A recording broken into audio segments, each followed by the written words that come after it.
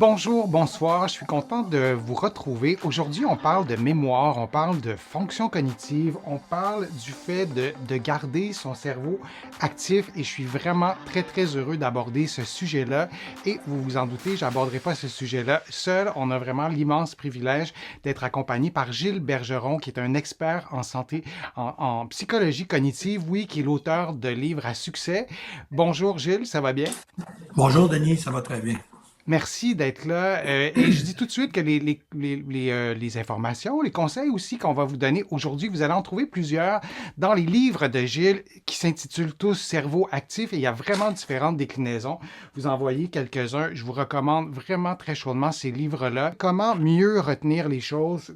Des astuces à connaître que tu vas nous proposer. Gilles, alors qu'est-ce que tu réponds à cette question-là? Comment on fait pour mieux retenir les choses? La recette, si on peut parler de recette dans ce cas-là, la meilleure chose, la considération principale, c'est de porter attention. Deuxième élément, on l'a assez mentionné. Deuxième élément, c'est pour réduire le besoin qu'on a de mémoriser des choses nombreuses, c'est de les associer. Ce que tu montres, c'est un exemple que j'ai utilisé. D'ailleurs, rassurez-vous, il ne s'agit pas de personnes réelles, mais c'est un exemple que je me suis amusé à fabriquer pour montrer comment on pourrait, par exemple, retenir le nom de Adam, de Irène, de René. Alors, si vous avez comme ça la capacité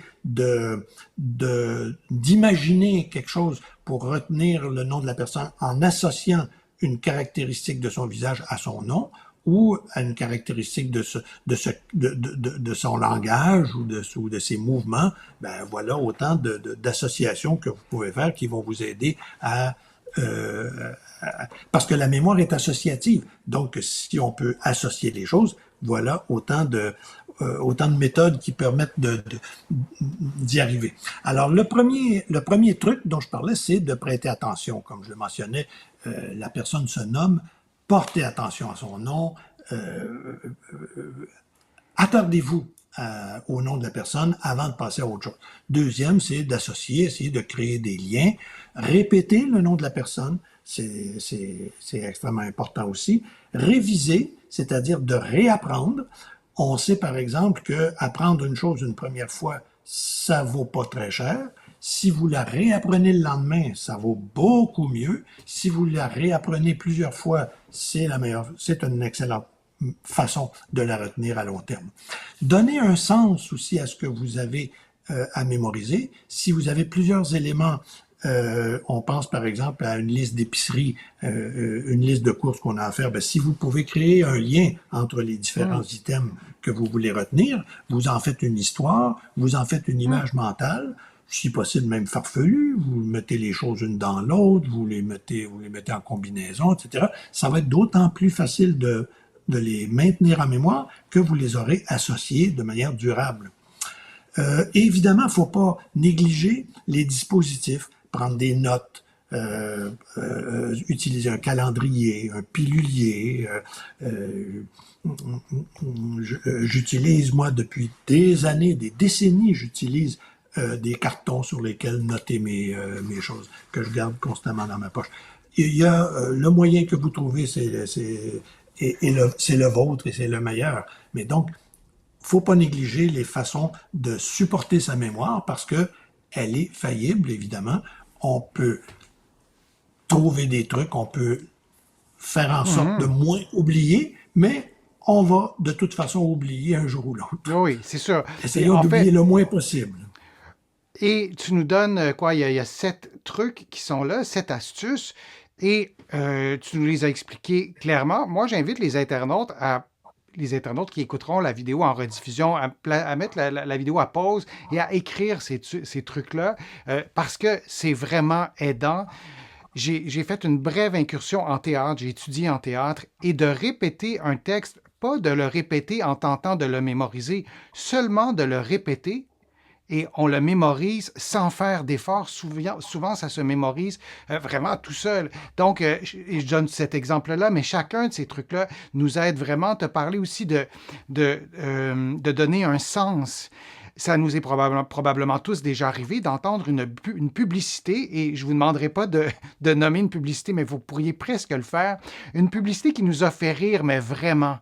Et ça a donné un sens à la publicité. Tu me corriges si je dis des bêtises, mais et on s'en souvient. Et souvent, on s'en souvient pour des années et des années parce qu'on a donné un sens à cette publicité-là qui était bien faite d'un point de vue marketing, mais parfois on a oublié le nom du produit, mais on Oui, se c'est ça, on peut souvient. avoir oublié le nom du produit, mais on se souvient de la publicité, de l'histoire, des personnages, et ainsi de suite. Oui.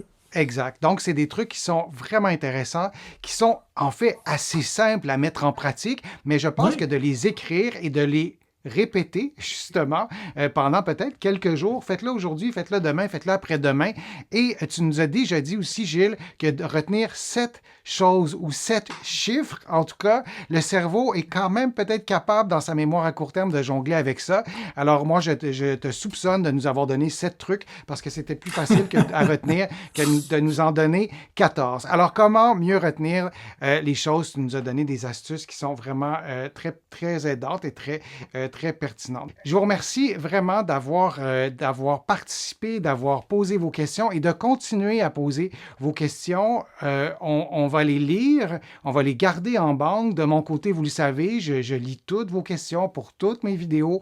Je les mets en banque. Parfois, j'essaie de répondre. Donc, merci d'avoir été attentif, d'avoir été actif. C'est le cas de le dire. Merci, Gilles Bergeron, l'auteur à succès et qui est un excellent vulgarisateur. On peut comprendre que tes livres, oui, remportent un si grand succès. Merci pour ta générosité. Merci pour tes explications. Merci à toi, ça m'a fait plaisir.